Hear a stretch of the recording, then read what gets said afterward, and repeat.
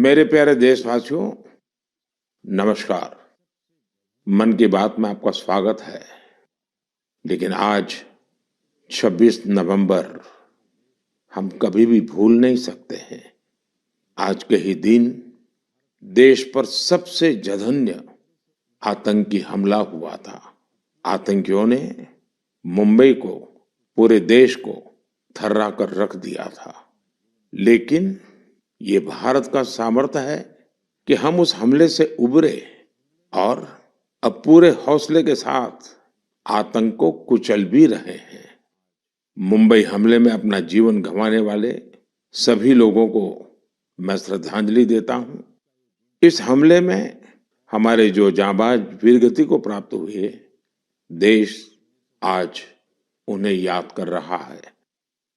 मेरे परिवारजनों, 26 नवंबर का आज का ये दिन एक और वजह से भी अत्यंत महत्वपूर्ण है। 1949 में आज ही के दिन संविधान सभा ने भारत के संविधान को अंगीकार किया था। मुझे याद है, जब साल 2015 में हम बाबा साहब आम्बेडकर की 125वीं जन्म जयंती मना रहे थे, उसी समय ये विचार आया था कि 26 नवंबर को संविधान दिवस के तौर पर मनाया जाए। और तब से हर साल आज के इस दिन को हम संविधान दिवस के रूप में मनाते आ रहे हैं। मैं सभी देशवासियों को संविधान दिवस की बहुत बहुत शुभकामनाएं देता हूं और हम सब मिल करके नागरिकों के कर्तव्य को प्राथमिकता देते हुए विकसित भारत के संकल्प को जरूर पूरा करेंगे। साथियों, हम सभी जानते हैं कि संविधान के निर्माण में 2 वर्ष 11 महीने 18 दिन का समय लगा था। श्री सच्चिदानंद सिन्हा जी संविधान सभा के सबसे बुजुर्ग सदस्य थे। 60 से ज्यादा देशों के संविधान का अध्ययन और लंबी चर्चा के बाद हमारे संविधान का ड्राफ्ट तैयार हुआ था। ड्राफ्ट तैयार होने के बाद उसे अंतिम रूप देने से पहले उसमें 2000 से अधिक संशोधन फिर किए गए थे। 1950 में संविधान लागू होने के बाद भी अब तक कुल 106 बार संविधान संशोधन किया जा चुका है। समय, परिस्थिति, देश की आवश्यकता को देखते हुए अलग अलग सरकारों ने अलग अलग समय पर संशोधन किए। लेकिन ये भी दुर्भाग्य रहा कि संविधान का पहला संशोधन फ्रीडम ऑफ स्पीच और फ्रीडम ऑफ एक्सप्रेशन के अधिकारों में कटौती करने के लिए हुआ था। वहीं संविधान के 44वें संशोधन के माध्यम से इमरजेंसी के दौरान की गई गलतियों को सुधारा गया था। साथियों, ये भी बहुत प्रेरक है कि संविधान सभा के कुछ सदस्य मनोनीत किए गए थे, जिनमें से 15 महिलाएं थी। ऐसी एक सदस्य हंसा मेहता जी ने महिलाओं के अधिकार और न्याय की आवाज बुलंद की थी। उस दौर में भारत उन कुछ देशों में था जहां महिलाओं को संविधान से वोटिंग का अधिकार दिया। राष्ट्र निर्माण में जब सबका साथ होता है, तभी सबका विकास भी हो पाता है।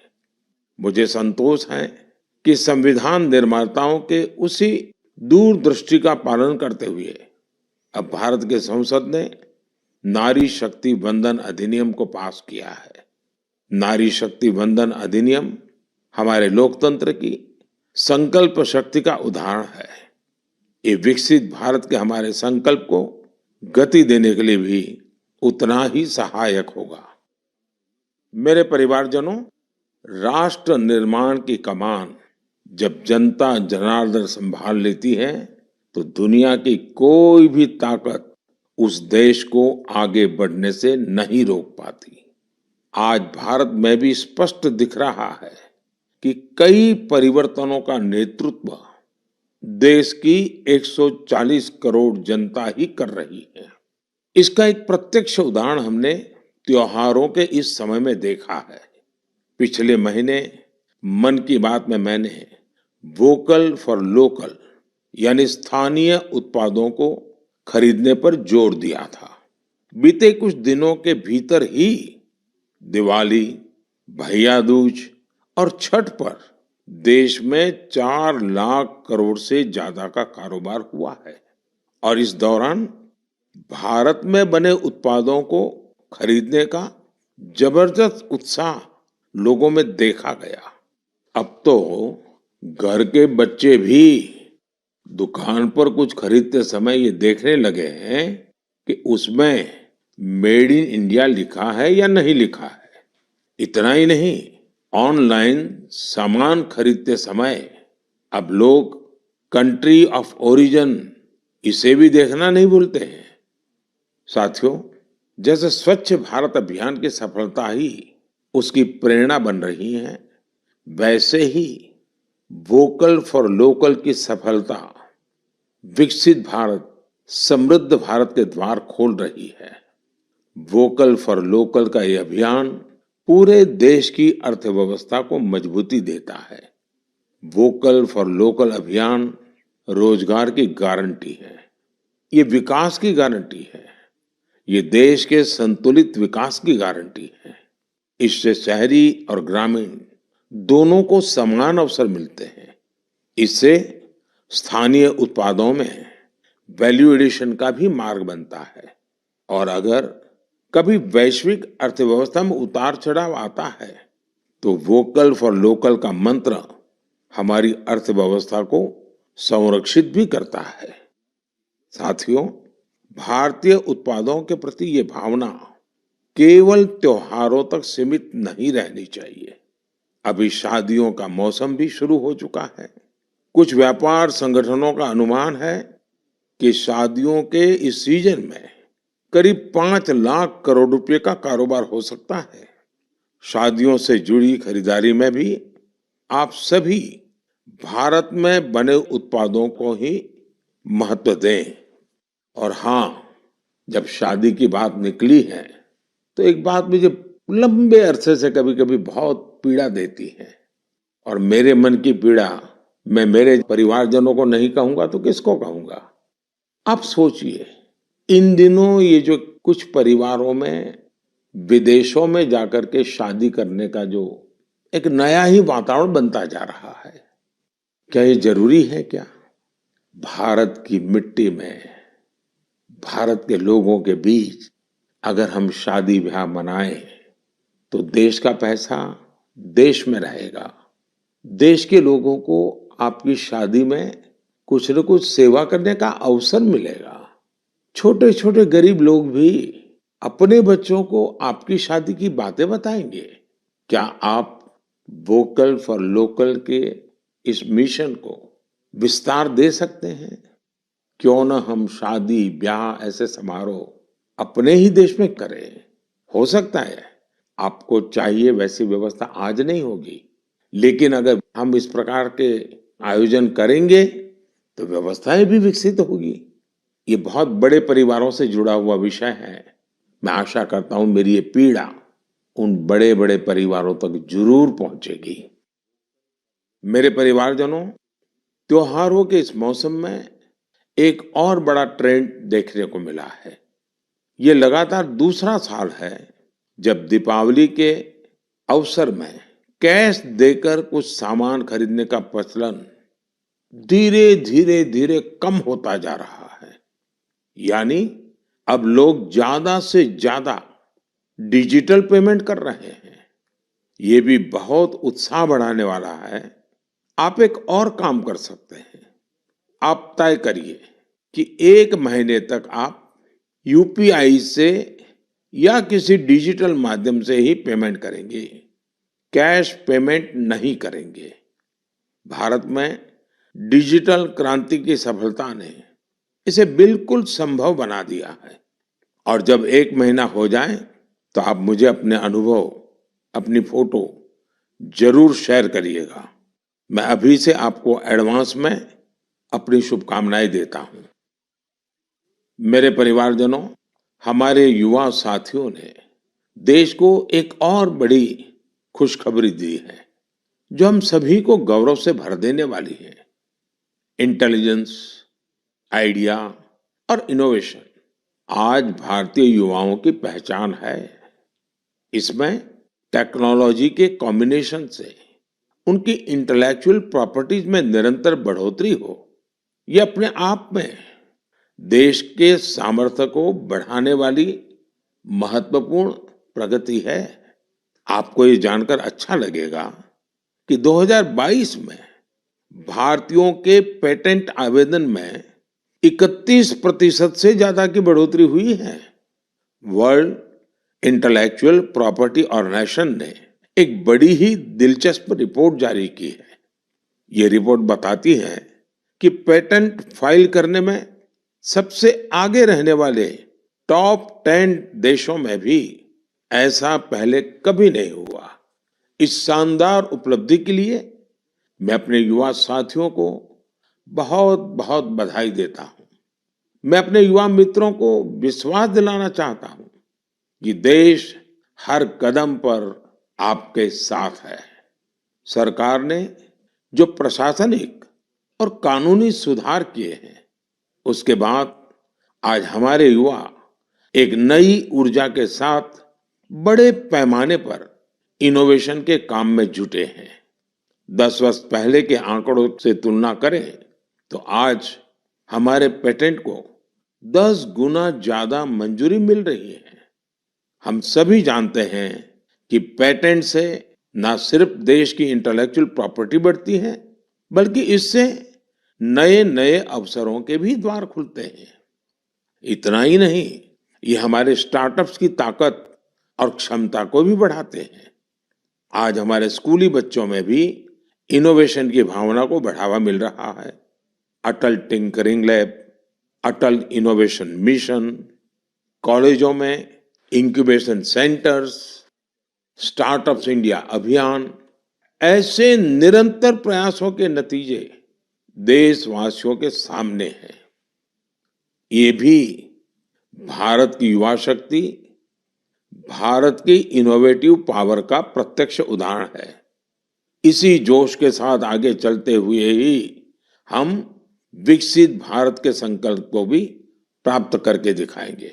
और इसीलिए मैं बार बार कहता हूं, जय जवान, जय किसान, जय विज्ञान, जय अनुसंधान। मेरे प्यारे देशवासियों, आपको याद होगा कि कुछ समय पहले मन की बात में मैंने भारत में बड़ी संख्या में लगने वाले मेलों की चर्चा की थी। तब एक ऐसी प्रतियोगिता का भी विचार आया था जिसमें लोग मेलों से जुड़ी फोटो साझा करें। संस्कृति मंत्रालय ने इसी को लेकर मेला मोमेंट्स कॉन्टेस्ट का आयोजन किया था। आपको ये जानकर अच्छा लगेगा कि इसमें हजारों लोगों ने हिस्सा लिया और बहुत लोगों ने पुरस्कार भी जीते। कोलकाता के रहने वाले राजेश धर जी ने चरक मेला में गुब्बारे और खिलौने बेचने वाले की अद्भुत फोटो के लिए पुरस्कार जीता। ये मेला ग्रामीण बंगाल में काफी लोकप्रिय है। वाराणसी की होली को शोकेस करने के लिए अनुपम सिंह जी को मेला पोर्ट्रेट्स का पुरस्कार मिला। अरुण कुमार नलीमेला जी कुलसाई दशहरा से जुड़ा एक आकर्षक पहलू को दिखाने के लिए पुरस्कृत किए गए। वैसे ही पंढरपुर की भक्ति को दिखाने वाली फोटो सबसे ज्यादा पसंद की गई फोटो में शामिल रही, जिसे महाराष्ट्र के ही एक सज्जन श्रीमान राहुल जी ने भेजा था। इस प्रतियोगिता में बहुत सारी तस्वीरें मेलों के दौरान मिलने वाले स्थानीय व्यंजनों की भी थी। इसमें पुरुलिया के रहने वाले आलोक अविनाश जी की तस्वीर ने पुरस्कार जीता। उन्होंने एक मेले के दौरान बंगाल के ग्रामीण क्षेत्र के खान पान को दिखाया था। प्रणब बसाक जी की वो तस्वीर भी पुरस्कृत हुई जिसमें भगोरिया महोत्सव के दौरान महिलाएं कुल्फी का आनंद ले रही हैं। रूमेला जी ने छत्तीसगढ़ के जगदलपुर में एक गांव के मेले में भजिया का स्वाद लेती महिलाओं की फोटो भेजी थी। इसे भी पुरस्कृत किया गया। साथियों, मन की बात के माध्यम से आज हर गांव, हर स्कूल, हर पंचायत को ये आग्रह है कि निरंतर इस तरह की प्रतियोगिताओं का आयोजन करें। आजकल तो सोशल मीडिया की इतनी ताकत है, टेक्नोलॉजी और मोबाइल घर घर पहुंचे हुए हैं। आपके लोकल पर्व हो या प्रोडक्ट, उन्हें आप ऐसा करके भी ग्लोबल बना सकते हैं। साथियों, गांव-गांव में लगने वाले मेलों की तरह ही हमारे यहाँ विभिन्न नृत्यों की भी अपनी ही विरासत है। झारखंड, उड़ीसा और बंगाल के जनजातीय इलाकों में एक बहुत प्रसिद्ध नृत्य है जिसे छऊ के नाम से बुलाते हैं। 15 से 17 नवंबर तक एक भारत श्रेष्ठ भारत की भावना के साथ श्रीनगर में छऊ पर्व का आयोजन किया गया। इस कार्यक्रम में सबने छऊ नृत्य का आनंद उठाया। श्रीनगर के नौजवानों को छऊ नृत्य की ट्रेनिंग देने के लिए एक वर्कशॉप का भी आयोजन हुआ। इसी प्रकार कुछ सप्ताह पहले ही कठुआ जिले में बसोहली उत्सव आयोजित किया गया। ये जगह जम्मू से 150 किलोमीटर दूर है। इस उत्सव में स्थानीय कला, लोक नृत्य और पारंपरिक रामलीला का आयोजन हुआ। साथियों, भारतीय संस्कृति की सुंदरता को सऊदी अरब में भी महसूस किया गया। इसी महीने सऊदी अरब में संस्कृत उत्सव नाम का एक आयोजन हुआ। यह अपने आप में बहुत अनूठा था, क्योंकि ये पूरा कार्यक्रम ही संस्कृत में था। संवाद, संगीत, नृत्य, सब कुछ संस्कृत में। इसमें वहां के स्थानीय लोगों की भागीदारी भी देखी गई। मेरे परिवारजनों, स्वच्छ भारत अब तो पूरे देश का प्रिय विषय बन गया है। मेरा तो प्रिय विषय है ही है, और जैसे ही मुझे इससे जुड़ी कोई खबर मिलती है, मेरा मन उस तरफ चला ही जाता है। लोगों की सोच बदलती है। ये पहल आज राष्ट्रीय भावना का प्रतीक बन चुकी है, जिसने करोड़ों देशवासियों के जीवन को बेहतर बनाया है। इस अभियान ने अलग अलग क्षेत्र के लोगों, विशेषकर युवाओं को सामूहिक भागीदारी के लिए भी प्रेरित किया है। ऐसा ही एक सराहनीय प्रयास सूरत में देखने को मिला है।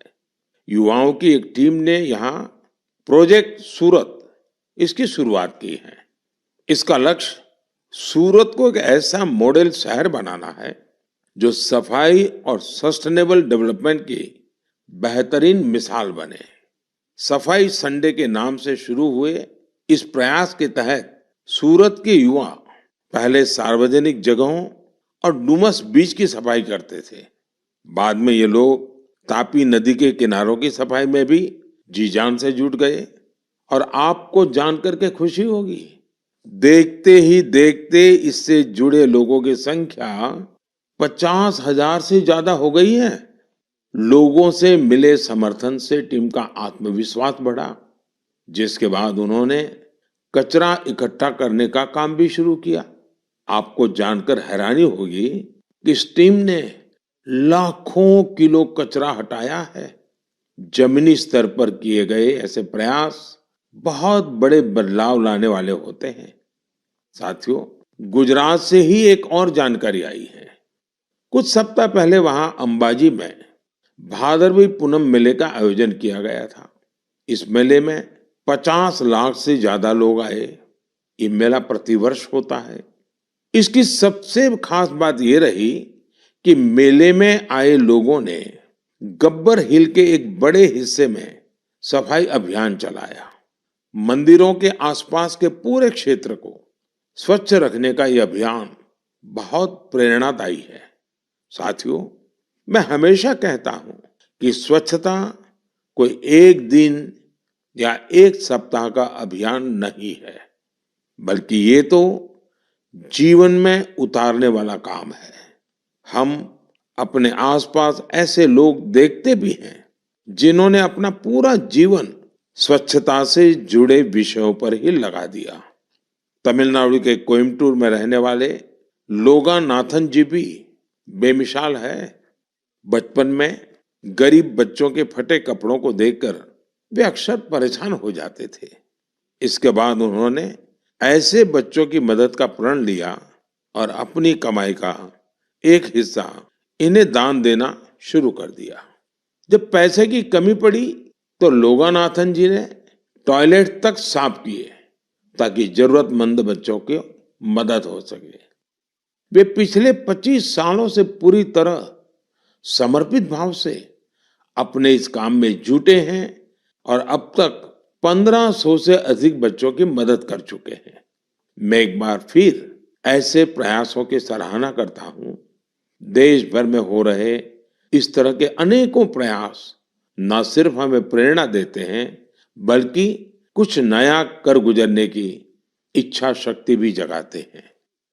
मेरे परिवारजनों, 21वीं सदी की बहुत बड़ी चुनौतियों में से एक है जल सुरक्षा। जल का संरक्षण करना जीवन को बचाने से कम नहीं है। जब हम सामूहिकता की इस भावना से कोई काम करते हैं तो सफलता भी मिलती है। इसका एक उदाहरण देश के हर जिले में बन रहे अमृत सरोवर भी है। अमृत महोत्सव के दौरान भारत ने जो 65,000 से ज्यादा अमृत सरोवर बनाए हैं वो आने वाली पीढ़ियों को लाभ देंगे। अब हमारा ये भी दायित्व है कि जहां जहां अमृत सरोवर बने हैं उनकी निरंतर देखभाल हो, वो जल संरक्षण के प्रमुख स्रोत बने रहें। साथियों, जल संरक्षण की ऐसी ही चर्चाओं के बीच मुझे गुजरात के अमरेली में हुए जल उत्सव का भी पता चला। गुजरात में 12 मास बहने वाली नदियों का भी अभाव है, इसलिए लोगों को ज्यादातर बारिश के पानी पर ही निर्भर रहना पड़ता है। पिछले 20-25 साल में सरकार और सामाजिक संगठनों के प्रयास के बाद वहां की स्थिति में बदलाव जरूर आया है और इसलिए वहां जल उत्सव की बड़ी भूमिका है। अमरेली में हुए जल उत्सव के दौरान जल संरक्षण और झीलों के संरक्षण को लेकर लोगों में जागरूकता बढ़ाई गई। इसमें वाटर स्पोर्ट्स को भी बढ़ावा दिया गया। वाटर सिक्योरिटी के जानकारों के साथ मंथन भी किया गया। कार्यक्रम में शामिल लोगों को तिरंगे वाला वाटर फाउंटेन बहुत पसंद आया। इस जल उत्सव का आयोजन सूरत के डायमंड बिजनेस में नाम कमाने वाले सब्जी भाई धोड़किया के फाउंडेशन ने किया। मैं इसमें शामिल प्रत्येक व्यक्ति को बधाई देता हूं। जल संरक्षण के लिए ऐसे ही काम करने की शुभकामनाएं देता हूं। मेरे परिवारजनों, आज दुनिया भर में स्किल डेवलपमेंट के महत्व को स्वीकार्यता मिल रही है। जब हम किसी को कोई स्किल सिखाते हैं तो उसे सिर्फ हुनर ही नहीं देते बल्कि उसे आय का एक जरिया भी देते हैं। और जब मुझे पता चला कि एक संस्था पिछले 4 दशक से स्किल डेवलपमेंट के काम में जुटी है तो मुझे और भी अच्छा लगा। ये संस्था आंध्र प्रदेश के श्रीकाकुलम में है और इसका नाम बेल्जीपुरम यूथ क्लब है। स्किल डेवलपमेंट पर फोकस कर बेल्जीपुरम यूथ क्लब ने करीब 7,000 महिलाओं को सशक्त बनाया है। इनमें से अधिकांश महिलाएं आज अपने दम पर अपना कुछ काम कर रही है। इस संस्था ने बाल मजदूरी करने वाले बच्चों को भी कोई ना कोई हुनर सिखाकर उन्हें उस दुष्चक्र से बाहर निकालने में मदद की है। बेल्जीपुरम यूथ क्लब की टीम ने किसान उत्पाद संघ यानी एफपीओ से जुड़े किसानों को भी नई स्किल सिखाई, जिससे बड़ी संख्या में किसान सशक्त हुए हैं। स्वच्छता को लेकर भी यह यूथ क्लब गांव-गांव में जागरूकता फैला रहा है। इसने अनेक शौचालयों का निर्माण की भी मदद की है। मैं स्किल डेवलपमेंट के लिए इस संस्था से जुड़े सभी लोगों को बहुत बहुत बधाई देता हूं, उनकी सराहना करता हूं। आज देश के गांव-गांव में स्किल डेवलपमेंट के लिए ऐसे ही सामूहिक प्रयासों की आवश्यकता है। साथियों, जब किसी एक लक्ष्य के लिए सामूहिक प्रयास होता है तो सफलता की ऊंचाई भी और ज्यादा हो जाती है। मैं आप सभी से लद्दाख का एक प्रेरक उदाहरण साझा करना चाहता हूं। आपने पश्मीना शॉल के बारे में तो जरूर सुना होगा। पिछले कुछ समय से लद्दाखी पश्मीना की भी बहुत चर्चा हो रही है। लद्दाखी पश्मीना लुम्स ऑफ लद्दाख के नाम से दुनिया भर के बाजारों में पहुंच रहा है। आप ये जानकर हैरान रह जाएंगे कि इसे तैयार करने में 15 गांवों की 450 से अधिक महिलाएं शामिल हैं। पहले वे अपने उत्पाद वहां आने वाले पर्यटकों को ही बेचती थी, लेकिन अब डिजिटल भारत के इस दौर में उनकी बनाई चीजें देश दुनिया के अलग अलग बाजारों में पहुंचने लगी हैं। यानी हमारा लोकल अब ग्लोबल हो रहा है और इससे इन महिलाओं की कमाई भी बढ़ी है। साथियों, नारी शक्ति की ऐसी सफलताएं देश के कोने कोने में मौजूद है। जरूरत ऐसी बातों को ज्यादा से ज्यादा सामने लाने की है और ये बताने के लिए मन की बात से बेहतर और क्या होगा। तो आप भी ऐसे उदाहरणों को मेरे साथ ज्यादा से ज्यादा शेयर करें। मैं भी पूरा प्रयास करूंगा कि उन्हें आपके बीच ला सकूं। मेरे परिवारजनों, मन की बात में हम ऐसे सामूहिक प्रयासों की चर्चा करते रहे हैं जिनसे समाज में बड़े बड़े बदलाव आए हैं। मन की बात की एक और उपलब्धि ये भी है कि इसने घर घर में रेडियो को और अधिक लोकप्रिय बना दिया है। माय गॉव पर मुझे उत्तर प्रदेश में अमरोहा के राम सिंह बौद्ध जी का एक पत्र मिला है। राम सिंह जी पिछले कई दशकों से रेडियो संग्रह करने के काम में जुटे हैं। उनका कहना है कि मन की बात के बाद से उनके रेडियो म्यूजियम के प्रति लोगों की उत्सुकता और बढ़ गई है। ऐसे ही मन की बात से प्रेरित होकर अहमदाबाद के पास तीर्थ धाम प्रेरणा तीर्थ ने एक दिलचस्प प्रदर्शनी लगाई है। इसमें देश विदेश के 100 से ज्यादा एंटीक रेडियो रखे गए हैं। यहाँ मन की बात के अब तक के सारे एपिसोड्स को सुना जा सकता है। कई और उदाहरण हैं जिनसे पता चलता है कि कैसे लोगों ने मन की बात से प्रेरित होकर अपना खुद का काम शुरू किया। ऐसा ही एक उदाहरण कर्नाटक के चामराजनगर की वर्षा जी का है, जिन्हें मन की बात ने अपने पैरों पर खड़ा होने के लिए प्रेरित किया। इस कार्यक्रम के एक एपिसोड से प्रेरित होकर उन्होंने केले से जैविक खाद बनाने का काम शुरू किया। प्रकृति से बहुत लगाव रखने वाली वर्षा जी की ये पहल दूसरे लोगों के लिए भी रोजगार के मौके लेकर आई है। मेरे परिवारजनों, कल 27 नवंबर को कार्तिक पूर्णिमा का पर्व है। इसी दिन देव दीपावली भी मनाई जाती है और मेरा तो मन रहता है कि मैं काशी की देव दीपावली जरूर देखूं। इस बार मैं काशी तो नहीं जा पा रहा हूं, लेकिन मन की बात के माध्यम से बनारस के लोगों को अपनी शुभकामनाएं जरूर भेज रहा हूं। इस बार भी काशी के घाटों पर लाखों दिए जलाए जाएंगे, भव्य आरती होगी, लेजर शो होगा। लाखों की संख्या में देश विदेश से आए लोग देव दीपावली का आनंद लेंगे। साथियों, कल पूर्णिमा के दिन ही गुरु नानक देव जी का भी प्रकाश पर्व है। गुरु नानक जी के अनमोल संदेश भारत ही नहीं, दुनिया भर के लिए आज भी प्रेरक और प्रासंगिक है। यह हमें सादगी, सद्भाव और दूसरों के प्रति समर्पित होने के लिए प्रेरित करते हैं। गुरु नानक देव जी ने सेवा भावना, सेवा कार्यों की जो सीख दी, उसका पालन हमारे सिख भाई बहन पूरे विश्व में करते नजर आते हैं। मैं मन की बात के सभी श्रोताओं को गुरु नानक देव जी के प्रकाश पर्व की बहुत बहुत शुभकामनाएं देता हूं। मेरे परिवारजनों, मन की बात में इस बार मेरे साथ इतना ही। देखते ही देखते 2023 समाप्ति की तरफ बढ़ रहा है और हर बार की तरह हम आप ये भी सोच रहे हैं कि अरे इतनी जल्दी ये साल बीत गया। लेकिन ये भी सच है कि ये साल भारत के लिए असीम उपलब्धियों वाला साल रहा है और भारत की उपलब्धियां हर भारतीय की उपलब्धि है। मुझे खुशी है कि मन की बात भारतीयों की ऐसी उपलब्धियों को सामने लाने का एक सशक्त माध्यम बना है। अगली बार देशवासियों की ढेर सारी सफलताओं पर फिर आपसे बात होगी। तब तक के लिए मुझे विदा दीजिए। बहुत बहुत धन्यवाद। नमस्कार।